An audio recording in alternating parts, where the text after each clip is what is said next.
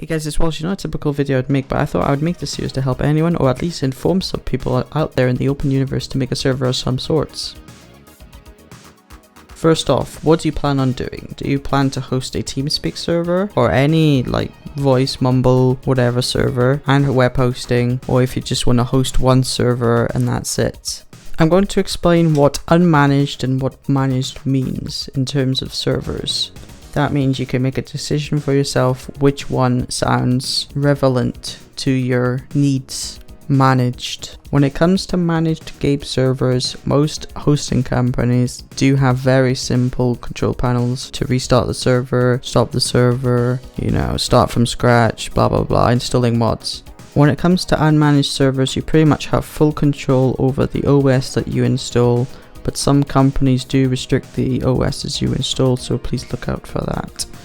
But you do have full control. Most of the time you get remote desktop or SSH access. You also have the freedom to install as many servers as you like, but you may hit a wall where your unmanaged machine cannot go any further when it comes to hosting servers. I'll get to that later in the video. Now that you chose if you're going to use unmanaged or managed, it's time to find a host. Let's go!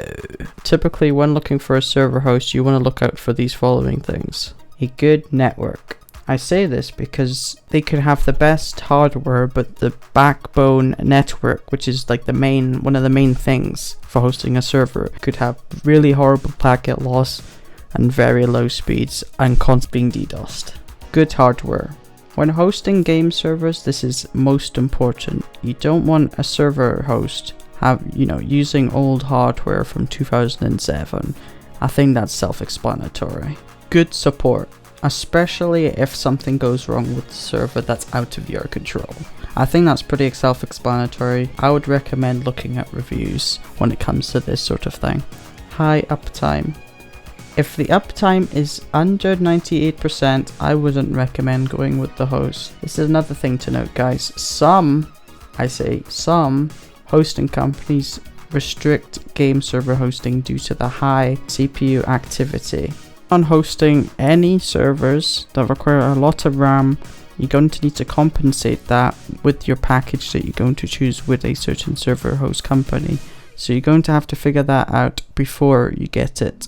Otherwise you might make a wrong decision and you buy a package that is too underpowered for the server you're trying to run. Now let's actually talk about finding a server host. Now that's really up to you and your personal choice, and you don't really want to make a wrong decision for the most part, right?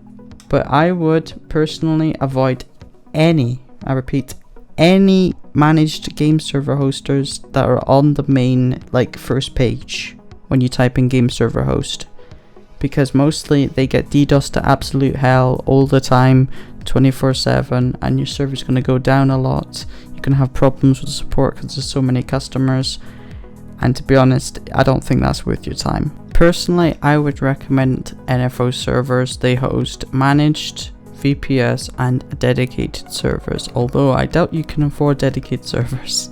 I would recommend them because I've been with them for about 6 months until I went with another hosting company.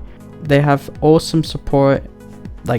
Sometimes I post I post something and they reply in the next 2 minutes, although that's not guaranteed. They do have great support, and to be honest, their support is very kind and friendly and willing to help. When it comes to the network with NFO servers, it is internet. For the most part, the packet loss is very, very low, 0. Sometimes it spikes up to 2 at most, which is nothing. Good hardware and most of the time up to date. Nothing more to say about that. With NFO servers, you can actually get Windows Server 2008 and 2012 R2, I believe. So if you're not too fluent in Linux or anything like that, I would recommend definitely trying out Windows first before trying Linux or anything like that. But if you are fluent in Linux or anything Linux based, Linux is there as an option if you wish to use that. In this tutorial series, I'm only going to be using Windows-based operating systems, since most of my applications that I use on my server are only Windows-based. This concludes the first part out of 2, I hope this, helped you in some way. And next episode, I'm going to be talking about SRCDS and how it's like single core, not multi-core, high RAM usage applications, and how to, allocate the cores and threads properly. Talking about web hosting, TeamSpeak server licenses and stuff like that, and some other jibber jabber. So yeah, thank you for watching, guys. Hope you learned something, and see you next episode.